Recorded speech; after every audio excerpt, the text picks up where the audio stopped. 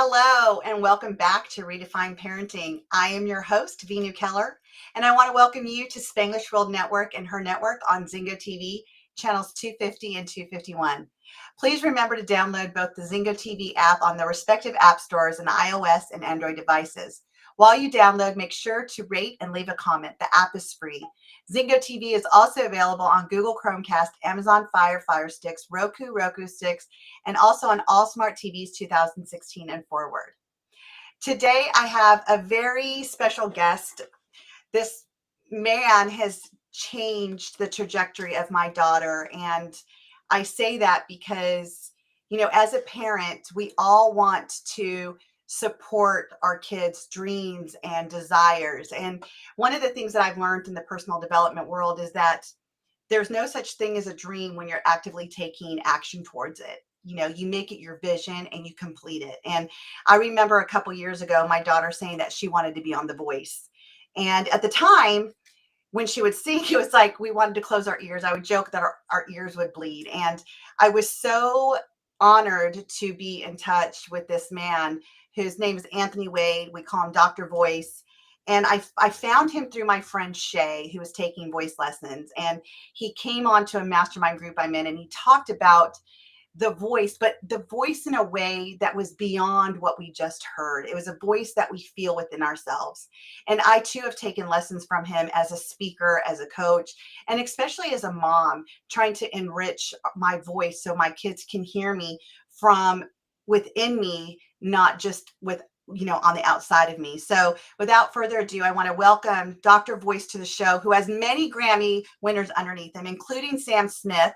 This is Sam Smith's voice coaches, everybody. So Dr. Voice, welcome to the show. Hi, thank you for having me. Delighted to be here and to share with you all. I love it. I love it. So I just want to jump in. We have a little bit of time, and I want to jump in because I want to get our listeners to really understand the gift of the voice, right? Like as parents, we talk to our kids or we talk at our kids. We're constantly telling them, do this, do that. When we're screaming, our pitch goes up here and we start yelling at them and we want them to do it. And we're wondering why they're not paying attention, why they're not listening to us, why it feels like we're just kind of like talking through them instead of talking with them. This is all due to, as a parent, we unfortunately live with our children and with everything else in life. Everyone has this. We live with what we call expectation. And we expect our children to understand what we've said because we're grown up and we've learned everything we needed to learn. We've grown and we're strong in what we do and how we see things. And we believe that they would know that. Right. Somehow there's this arrogance in us as parents that does not stand under the fact that these delicate little minds, these young, frail human beings, have no idea about this life, about why they're here, about what to do, how to be. And as a parent, we're terrible. All parents. We just go, no, do this, no. No, over there. And it's like, and the voice over there. And what's this doing? This voice, this intent in us to want to see, then get it right. And we expect them to do it.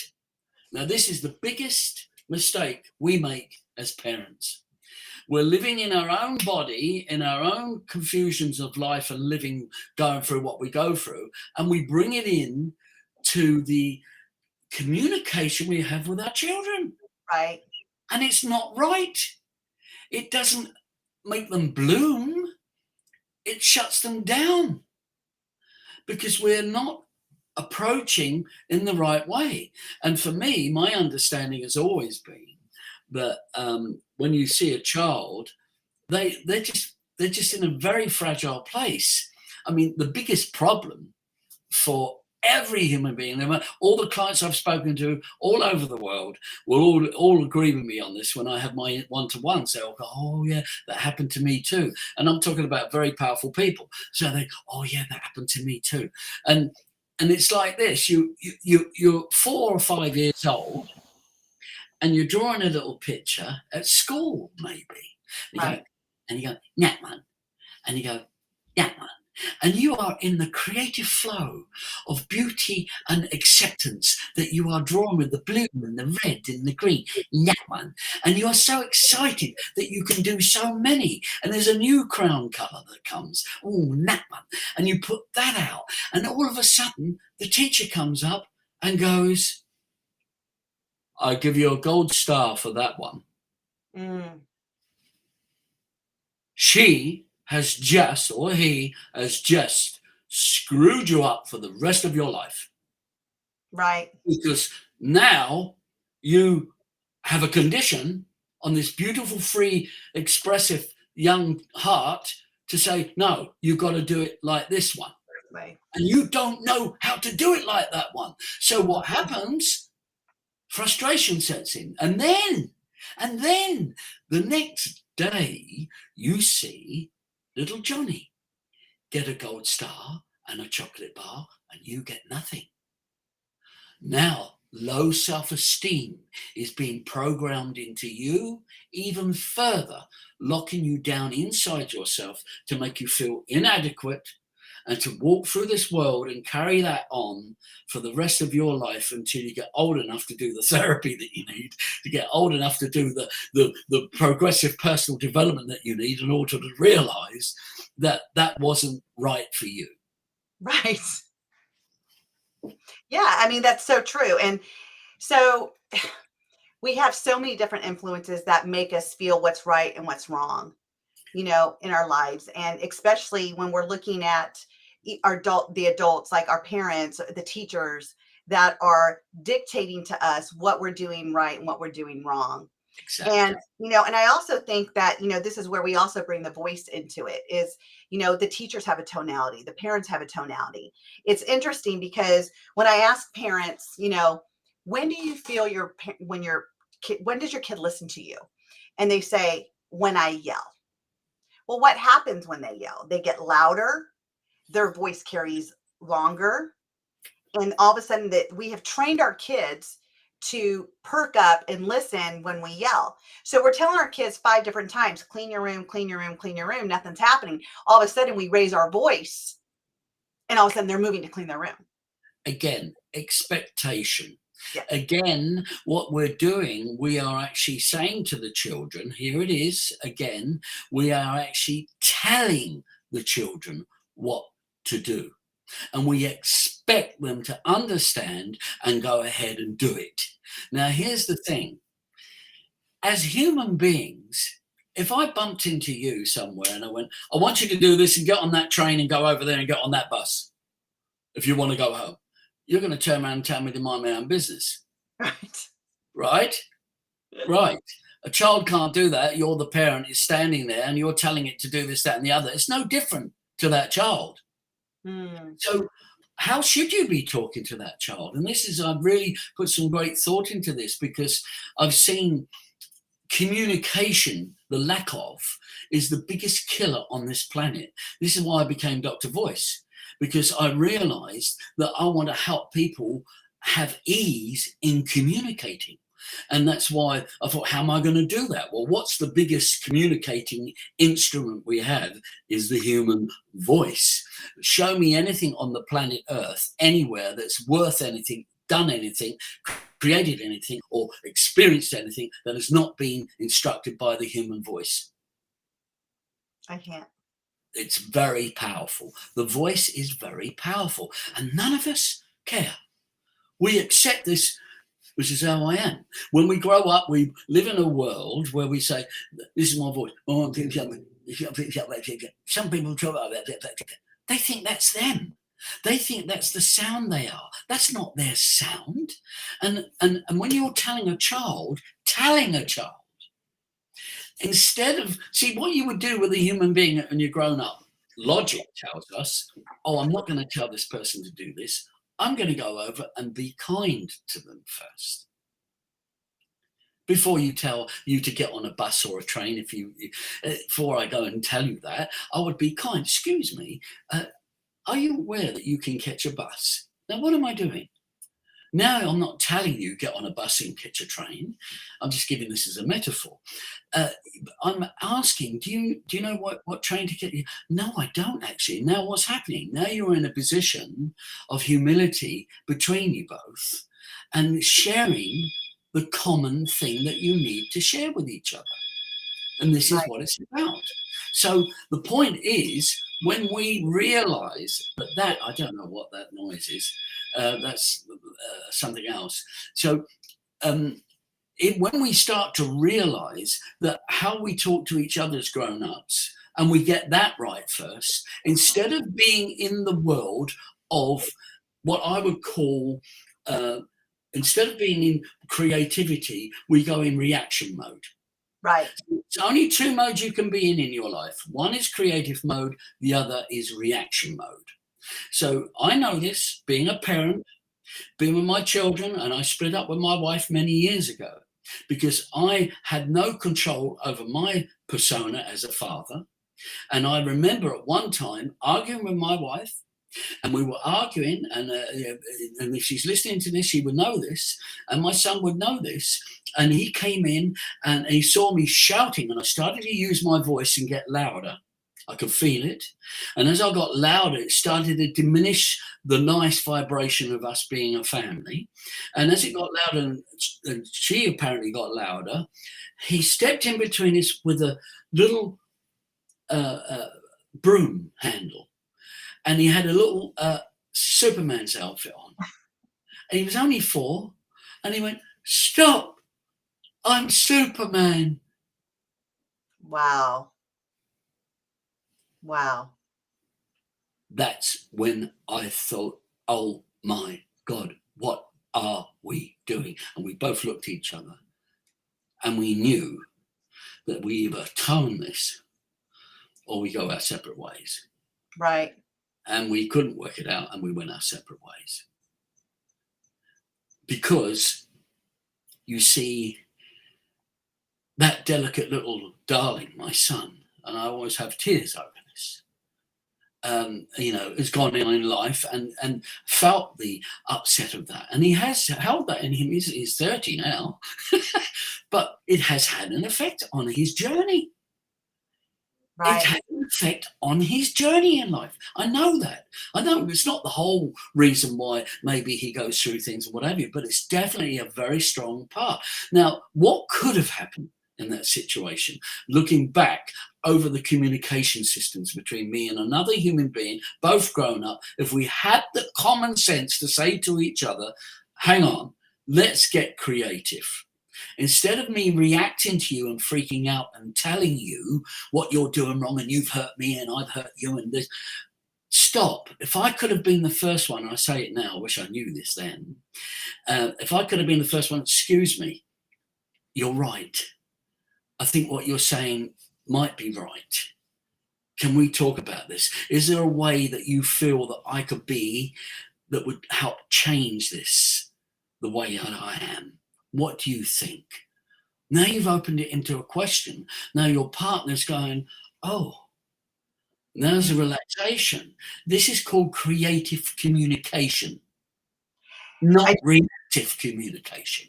And I really want to also add, and this is one of the things that I talk about on the show is the curiosity versus the criticism, right? Be curious, not critical. And so when you're opening it up to a question like that, that's where the curiosity comes. And there's no blame and there's no shame and there's no one feeling like I have to defend and I have to come back at you. So it releases that tension.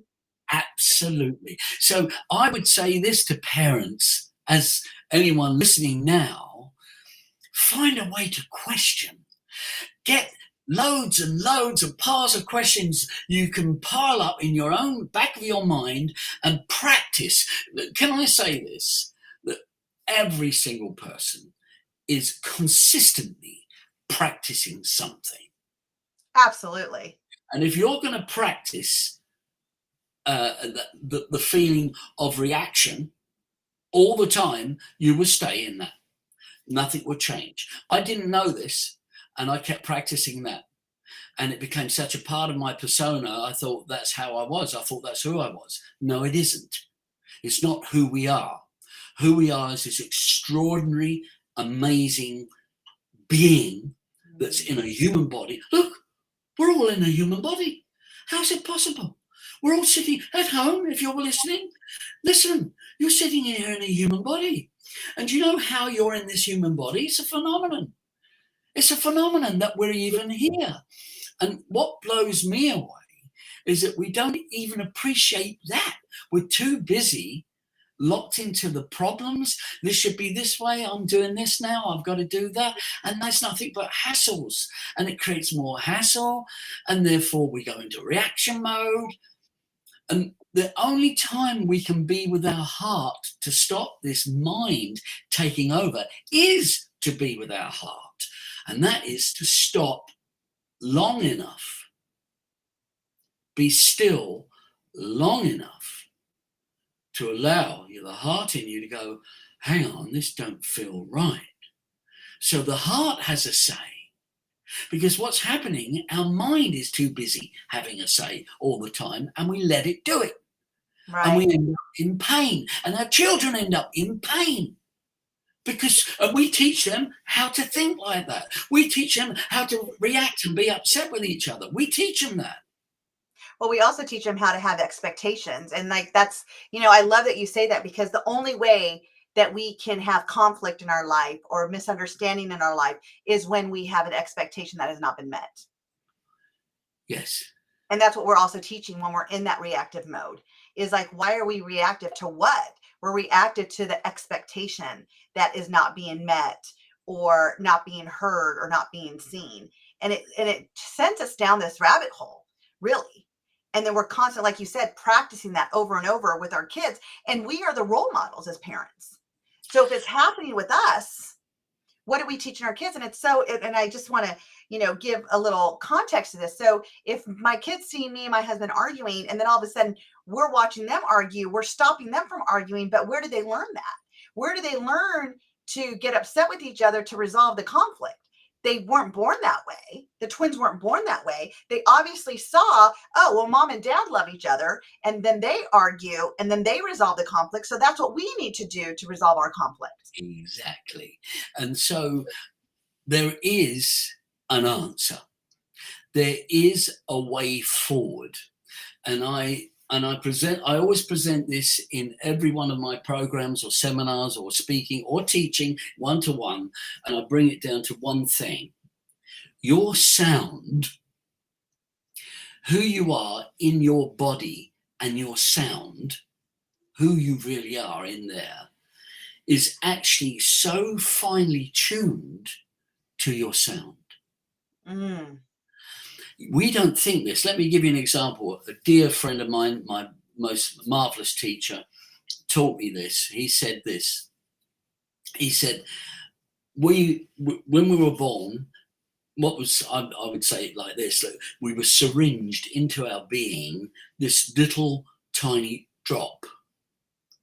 And that drop that was put into us is actually infinite. It's infinite.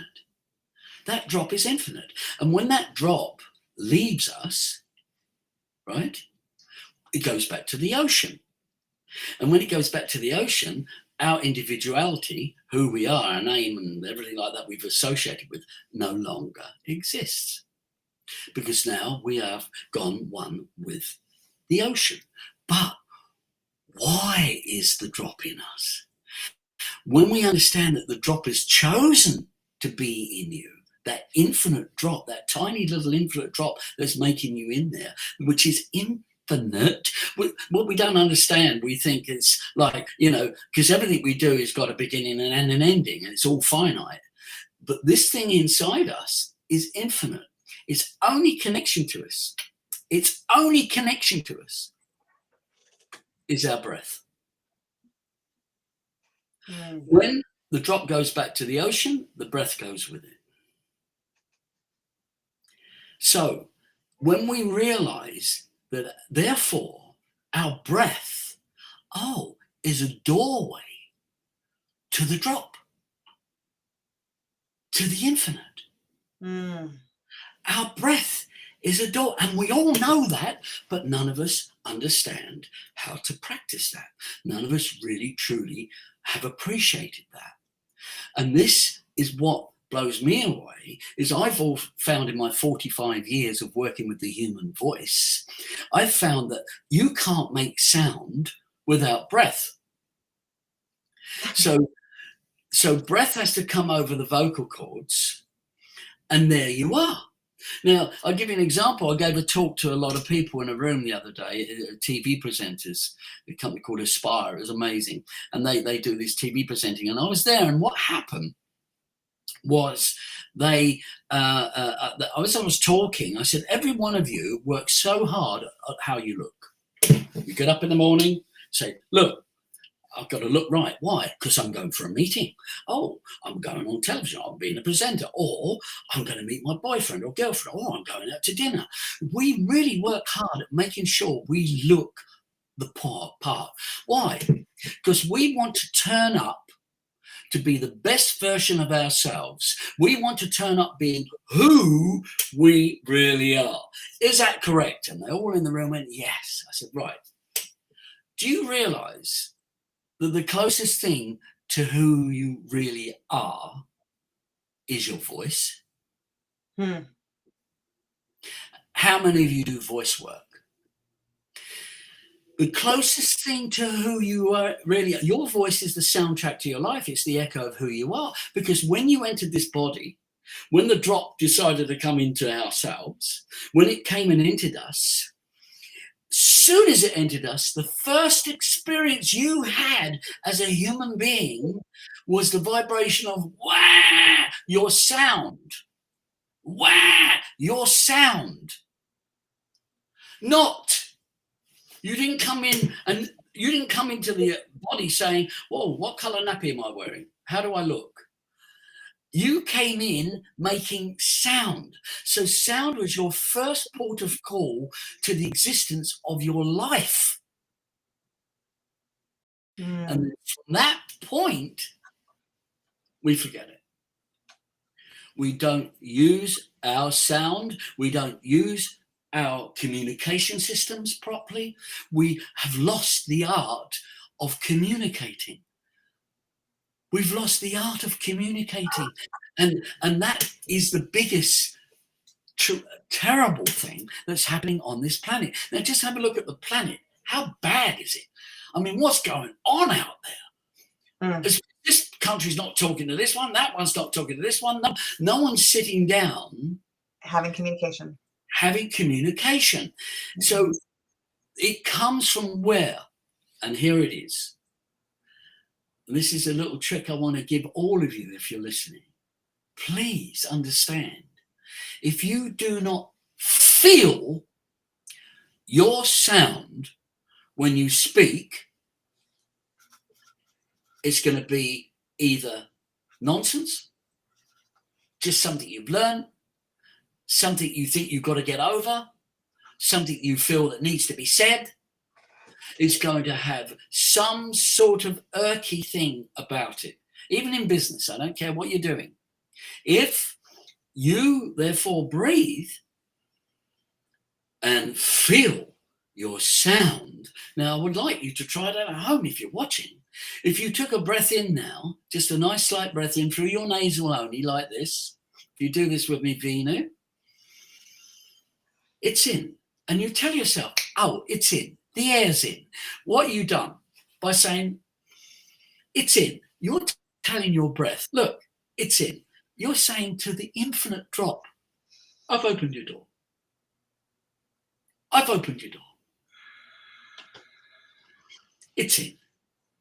Now, once you do that, it's in, then you feel what you say in that moment.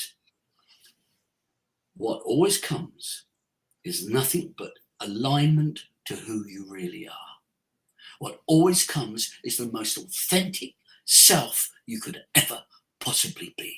What comes is the real you, and no one can stand in the way of that. I love that. I love it.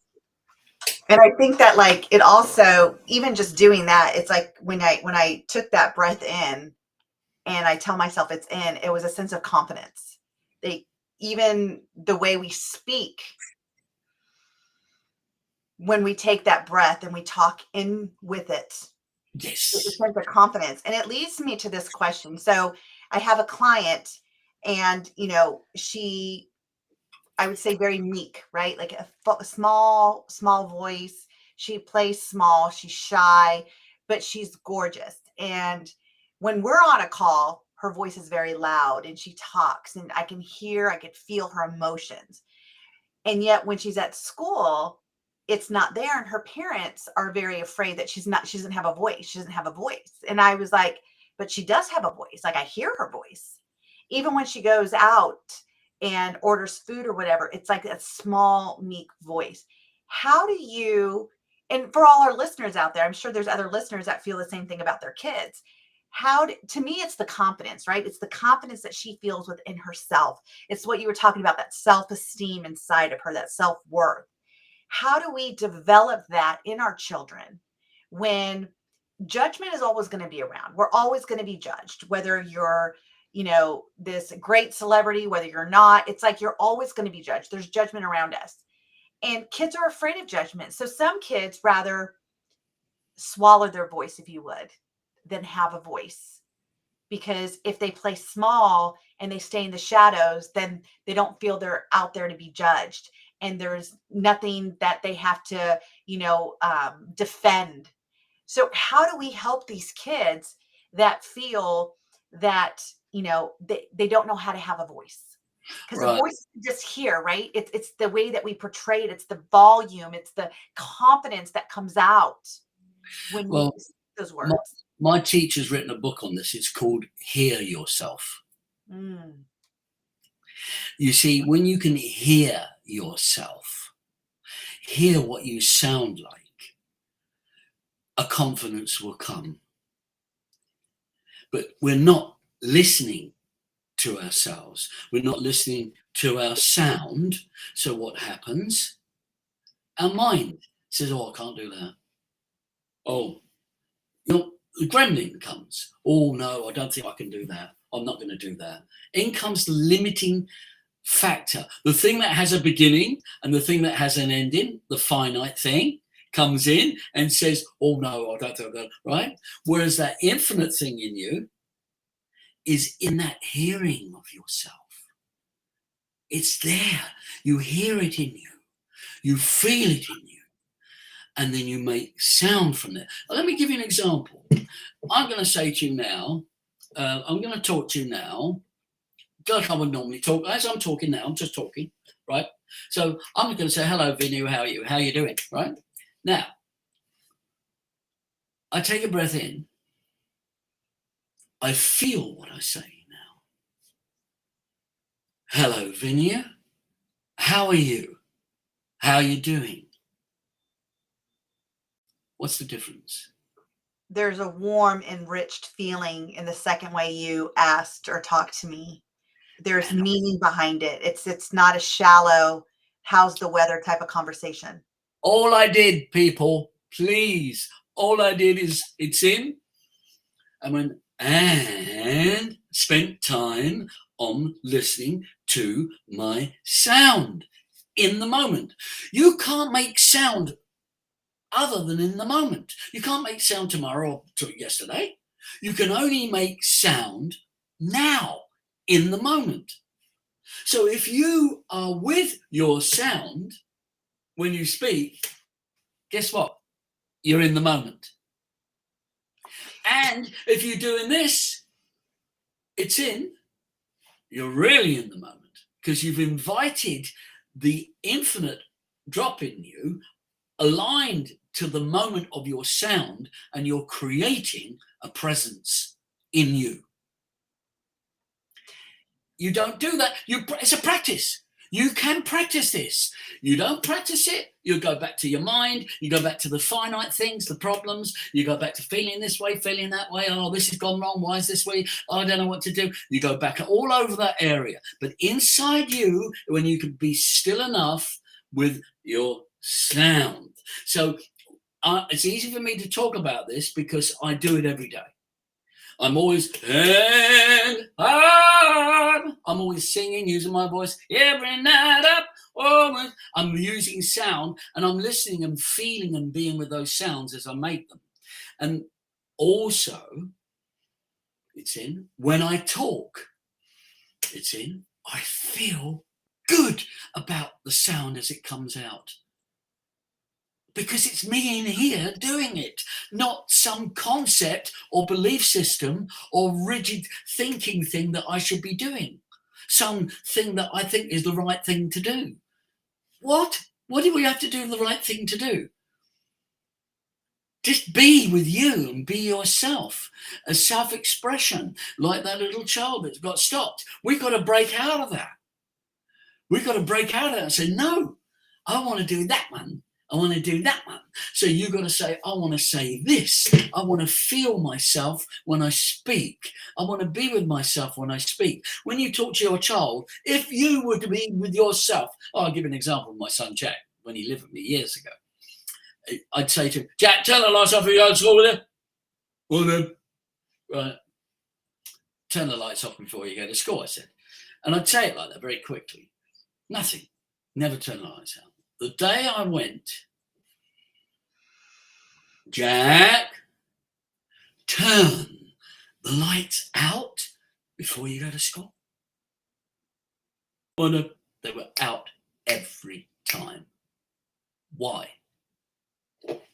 Because he felt you. He felt your words. He felt your emotion. I meant business. And he felt the love. Because why? Because if you take the breath in, it's in, you're opening the doorway to that love in that lovely bubble of infinity. That's the love. And so that comes out on the surfboard of your voice and delivers to that person. If you're going to bring your breath in and you're going to make a sound on your breath, you are delivering a vibration of love, of good feeling, of you coming forward on the surfboard of the words you're speaking.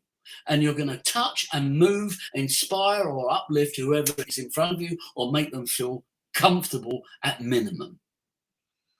I think that this is so important because, and just for the listeners out there, when you were first saying hear yourself, and I was thinking, I don't like to listen to myself. I don't like the way I sound when I play back the video. And then when I hear you now, it's hearing yourself when you take that breath and you talk. Yes. It's in the moment of hearing yourself. It's not the playback. It's the in the moment. Yes. And this is what we all want to be. And the other person feels you so much more. There's not urgency. There's not rush. Because we ask ourselves, I know I ask myself this all the time with my kids. It's like, why aren't they listening? And then I have to go back and say, well, how was I saying it? I was saying it in a very rushed tone of voice that, like, we got to go. Come on, come on, come on. So everything's rushed. So what happens when we're rushed? Everything gets discombobulated in our head. What are we forgetting? What are we doing? We're going through a million different checklists in our head. So when we're talking in that tonality to our kids too, we're adding to the chaos that's going on in their brain. But when we take a moment, and this is what I'm just learning in this moment from you, Dr. Voice, is that when we take a moment to take that breath in, and then we speak with absolute intention with the voice. Yes. It's in that moment when we're feeling it, we know they have felt it. Yes. And this is a practice. Because look, you will forget.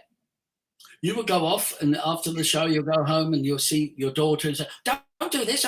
And and you'll remind yourself that, hang on, whoa.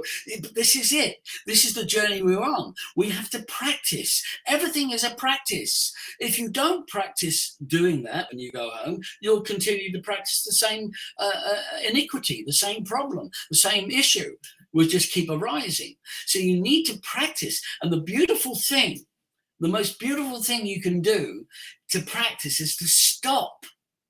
Hear yourself. Get that book. I mean, it's amazing. Hear yourself and then feel your presence. That's powerful. That's where, then, if you do voice work as well, guess what? You are becoming an orchestra. You see, when you talk to your children, they see and they look at you and they hear you. Let's just say you're a typical person at home with your kids. Don't do that, love. Told you not to do that. Leave it alone. I told you this. What's that? That's like one instrument. It's like a bassoon. It's going, it's just one sound. And that child is sitting there and all it's hearing is one sound. And that's the intent that you're giving that child because you're in that mode. Right. That's the mode you were brought up in. That's the mode you learned. When you do voice work, you take your voice up to different areas. You can go into different colors. And therefore, your voice becomes an orchestra. So and when you start talking and you start sharing at different levels of your voice, it brings different moods. If I did this, right?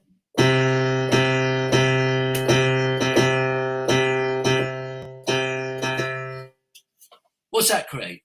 A mood. And some people talk like that. Right. They're in that mode. They might do the odd one,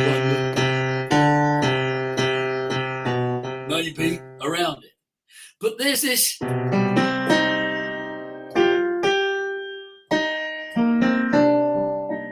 different mood. Right. Now we've got a different mood. We've got musical. It's mood. So you're going. Now in your voice, what? I didn't realize that was the case. I'm so sorry. However, be animated in your experience of your sound more as a practice. And I'm not saying this because a lot of people don't like me when I do this. They say, "Oh, you're just being, what do you call it? On a thespian. You're being an actor on stage." And I said, "Well, hang on, whoa. Okay, yeah, but hang on. Are we not actors on the stage of this life? Every day of our life." As our man said, Shakespeare. Are we not actors on this stage of life? Start getting your act together to be with these lovely sounds in your orchestra. You're missing them.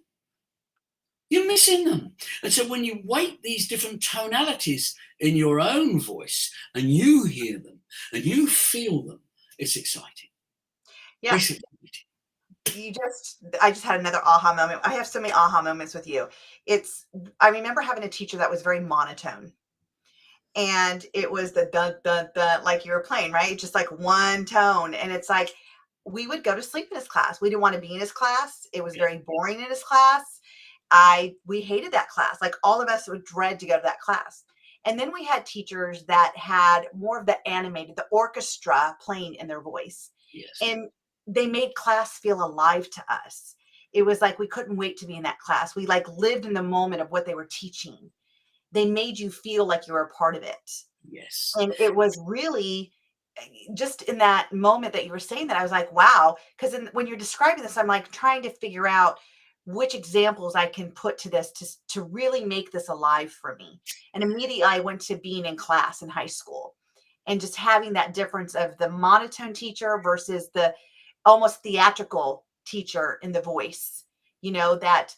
And it wasn't even their demeanor that was theatrical. It was just their voice. It was like a choir, an orchestra, like every instrument, hearing that in the voice, which made us want to listen even more. Yes. So I'm curious about this. What about the people that have different voices, like nasal voices, deep voices, high pitched voices that are pitchy? Like, are we born with these? No, it's learned habits, and mostly some people are misfortunate that they might be born with a cleft palate or something, cleft palate, or can't express things, but mostly it is learned. And the thing is, and why people are like this, move on. You don't have to stay there. Move on. Find somewhere that you can go and express yourself and be. Look, I've really learned one thing. We're not here to be great at maths, to be great at science, to be great at music, to be great at these things. We're not here to achieve anything. We're here to dance. Mm. We're here to have fun. That's the purpose of this human existence. You know, and I proved this when I worked at the prison. I worked at a prison for 5 years teaching children who've been offenders, young offenders in Kent, in England. And when I take these children, I noticed that they were very down and very unhappy children, being murderers and paedophiles, all sorts there. And they're all from the ages of 11 right up to 18 years old. And I remember the head of the place come up to me and said, "Oh, Doctor, what's how you doing?" I said, "All right." He said, I said, "Look, excuse me, I hope you don't mind, but you keep giving me maths lessons to teach. I'm a music teacher. You throw me in with maths, and I have no idea what a fraction is. How can I teach these children maths?" And it was so funny because he said, "Well, you see, we know little Alan who comes to your classes. He doesn't go to any of the maths classes, but when he knows you're teaching it, he comes." "Really?" He said, "Yeah. And when he comes, he passes GCSE this month because he came to your lessons, because he did his maths. Even though I gave him the work, which was handed out, I didn't teach anything, but because in my lesson, I would animate. I would be interesting for them. I would do funny things. I would make them laugh. I would make them feel good about themselves. So that opened the door for them to want to express or feel or learn more. That's all I did." And he said, "So as far as we're concerned, you're the best maths teacher we've got in the school." Well, it's interesting that you say this, even like with the tonality up and down, because like I said in the beginning, Dr. Boyce, you have been coaching my daughter going on 2 years now. And I remember when she came to you, she had a very high pitchy voice. She was trying to imitate sounds so she can sound like singers. And now she has her own voice. And it's interesting because I've also listened to her reading. When she reads with such inflection in her voice now. It's like almost a joy to hear her read. And like I can hear her, even with whether there's punctuation or not, the punctuation, she definitely emphasizes the exclamation points and the questions. But it's Yes. so interesting what you have taught her over the last, year and a half about how to create that Yes. colorful orchestra in her voice. And I hear it not just in her singing, because she practices every night, especially in the shower. I don't know if it's the echoing in the shower, but that's her place to really shine. But when I hear her read, even I've seen since working with you this shift in her voice when she's reading a story Mm. versus her twin brother, right? Like they read the same story, and he's almost again. I mean, he has inflection in his voice, but compared to her, I would consider it more monotone. But hers comes to life when she reads a story, and it makes her even more excited now. Like it's built her own self confidence just in taking these voice lessons with you. It's Well, shifted everything in her. she's such a darling, and what she's doing, she's learning to listen to herself. Mm. She wasn't doing that before. She's just barking off like we all do. Like we all do. You just bark off. We don't listen to ourselves. When we listen, what's the sound going to come out now? What am I going to say? What's my intent? What do I want to instruct or inform or encourage here? Or just want to go out from the top of my head? Which is why many relationships split up. Right. So Because we they're all in their heads about, oh, you did this, I did that, and you see, for me, it's stopping the practice of all this illusionary concepts and beliefs about who we think we are and what we should be doing and why we're doing it, and start to feel your own presence in your sound, in the moment. That's it. You can't get closer to you more than you can do in that. You can if you do other things, obviously, like meditation and deep reflection. There's so many other things on the planet that helps us to get closer to who we really are and to hear ourselves more, which is what I did for 10 years. I spent, meditating for 10 years of my life, So we have just a few more minutes, and I have a question, because you've worked with a lot of Grammy winners, Ariana Grande, right? And Sam Smith. No, not Ariana Grande. Okay, I'm sorry.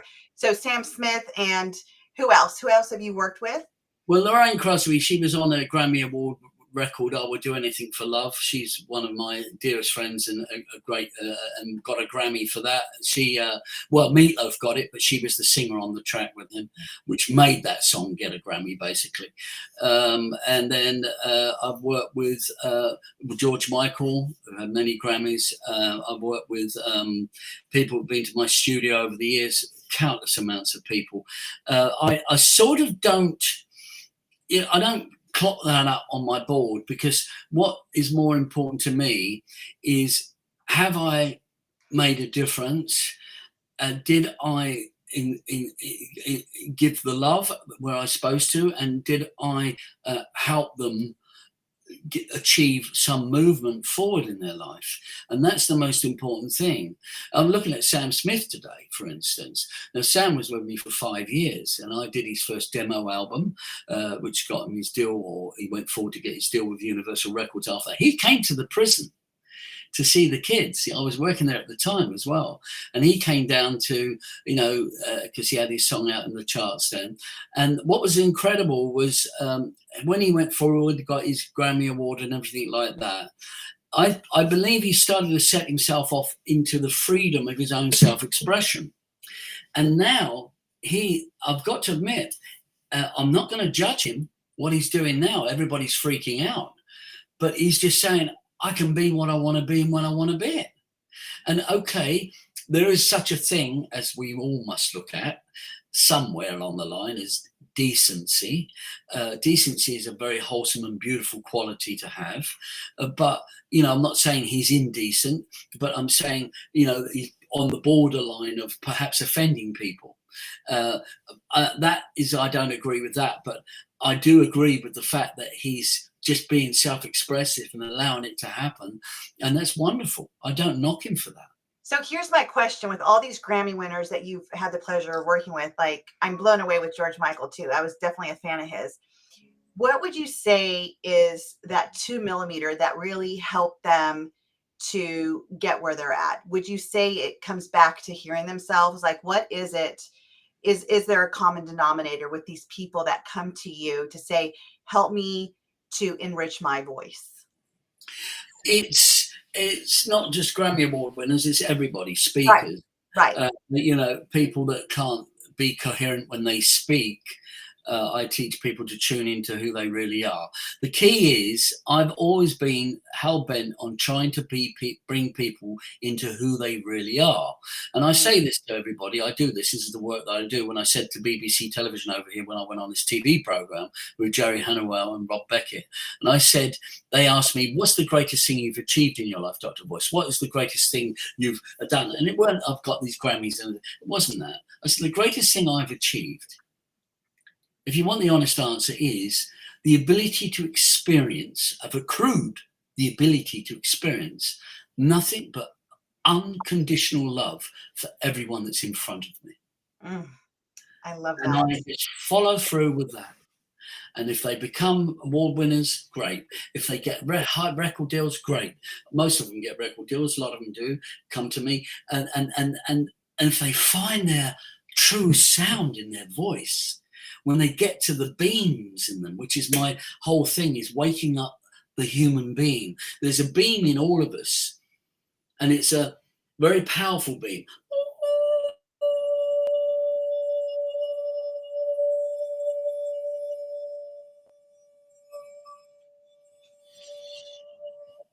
Now, some of you are banging your television, thinking it's your television, but it was me.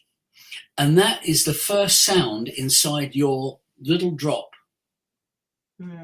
It's coming from that drop. And so what I've done, I've developed skills of being able to take that and turn it into, oh, the four beams. Yeah, ah, ah.